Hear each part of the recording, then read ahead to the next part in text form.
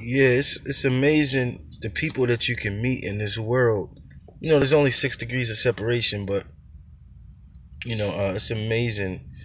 The people that you can meet in this world and how it doesn't matter where you're from. When two people's paths cross, what I mean. It's that they're complete strangers and they're both pretty much a part of history is really special. I had the pleasure of meeting a gentleman who was he was the original owner of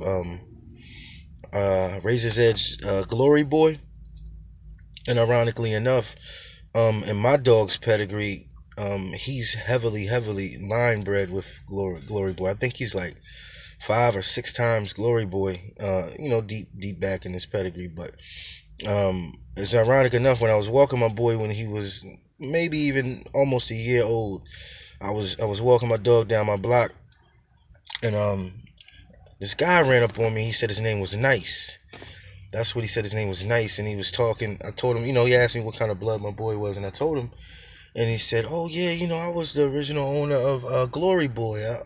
We had bought some land, and we were renting some land from this farm guy, and we had our dogs there, and the guy was also into game dogs as well." But make a long story short, it's just crazy. This guy's dog, he was the owner of this dog, and this dog has a real heavy influence in my dog's pedigree. Not only that, but Short Shot as well. And let me tell you something about Short Shot. I don't care what nobody says. It doesn't matter who owned him, who bred him, or what. That is the best stud dog in American bully history. That dog, it doesn't matter what you cut that shit with. I mean, it does to a certain extent, but I mean, I actually had the privilege of owning some real heavy Short Shot blood early on when I first got into these dogs. And let me tell you, man, 3, 4 generations, 5 generations down the line, he still leaves his footprint and shit. Especially if you got him line bred right in your pedigree. It's amazing. I think that is the most overlooked underdog in the whole American bully um history. As far as the history goes, that dog, there's no other dog to me that's coming close as far as production. Maybe G2, but I mean that can get watered down real easy. I've seen that happen.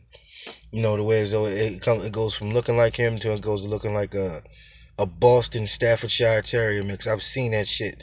So Short Shot, man.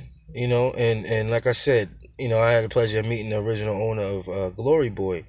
He told me he had bought the dog off of Dave for a couple racks or whatever, and he told me the story. It was crazy, but he ain't had nothing bad to say about Dave. He said, he was a good dude, and he had kind of lost touch. He didn't know where he was at today, even at that time. I guess he was still thinking that everything was on the up and up in the community, but he's a real good dude, man. His name was Nice.